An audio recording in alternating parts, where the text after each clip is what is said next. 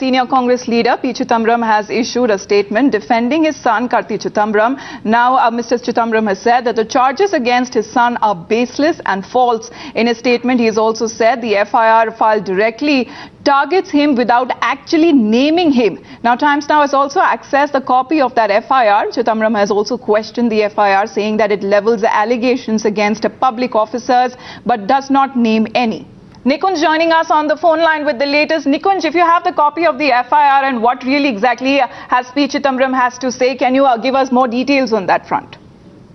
Mr. Chidambaram has actually been saying these things in private for some time now. When he last spoke to me also, he was raising these questions.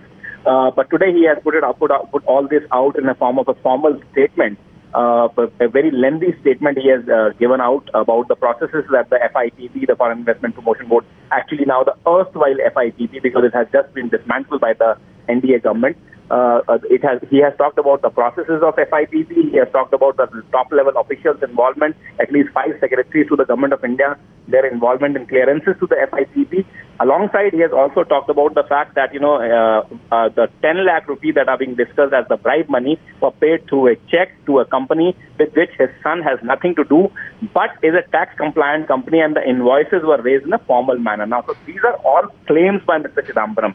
Law enforcement agencies obviously have another take on the matter. Mr. Chidambaram, of course, also claims in this that, officials of the government have not been named, and CBI has only said unknown government officials. But, I am a watcher of Central Bureau of Investigation for now over a decade, and I can tell you that that's the routine process that the CBI follows while registering the FIR. They never name the individuals unless a case is transferred to them by the state government. That means that if a state police has first registered the case and the CBI has just taken over to the investigation, then the names surface. Otherwise, in their own FIR, they always go by the premise of the unknown government official. Well, obviously, Nikunj, Mr. P Chidambaram must be privy to such information. Well, I'm quite sure Mr. Chidambaram, being the Home Minister and Finance Minister for the longest period of time in this country, would surely be aware of all these matters. For the last 10 years in the UPA 1 and 2, he was the Home and Finance Minister.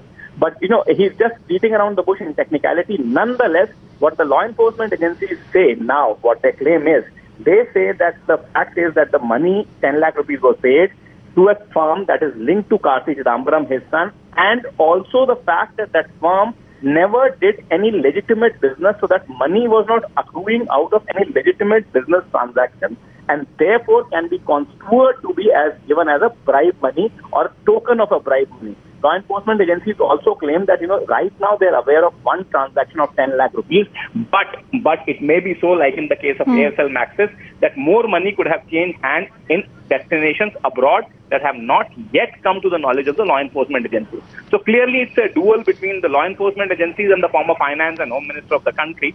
And, it will finally obviously play out in a court of law where both sides will have to prove their case.